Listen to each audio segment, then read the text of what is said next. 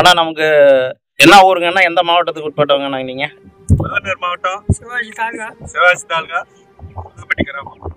சரிங்க. இப்போ வண்டி இப்போ வருஷா கம்பெனிக்கு எப்படி வந்து வண்டி வாங்கினீங்க? எப்படி அது கிடைக்குது? இது வண்டி ரொம்ப நாள் ஆசைப்பட்டேன். சரி. கம்பெனி அது அங்கே இருக்குன்னு சொன்னாங்க. சரி. வருஷம் எப்படி வாங்கணும் பிரச்சனை வாங்கி போட்டிருக்கேன். சரி.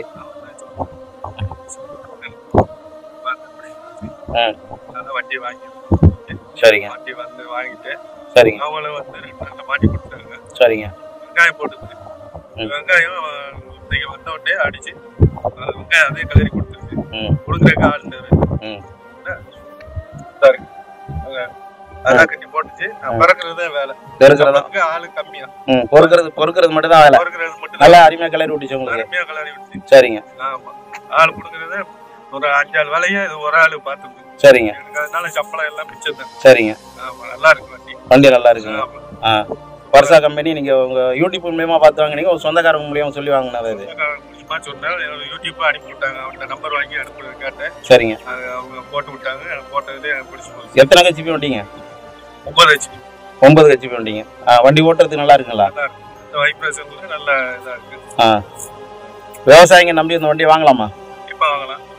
எவ்வளவு வேலையை மிச்சப்பட்டு.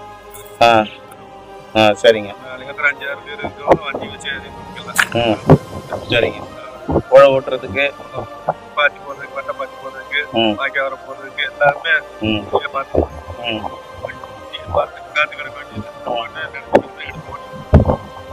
வயசானவங்க குழந்தைங்களாம் வண்டி வயசு குழந்தைங்க 60-70 வயசு வரைக்கும் வீட்டில் எடுத்து ஓட்டுவாங்க. சரிங்க. நீங்க மற்ற வண்டி விசாரிச்சதோட இந்த வண்டி ரேட் அதிகமா இருக்கா கம்மியா இருக்கா? உங்களோட ரேட்டு கம்மியா இருக்கு. வாங்கிருக்கா, அதெல்லாம் எனக்கு பிடிக்கல. அது வெறும் களை மட்டும் தான் விட்டோம். சரிங்க. இது வந்து எல்லா வேலையும் செஞ்சிருக்கு. சரிங்க. அதனால இது சரிங்க. விலையும் கம்மியா இருக்கு. விலையும் கம்மியா இருக்கு. சரிங்க. சரிங்க.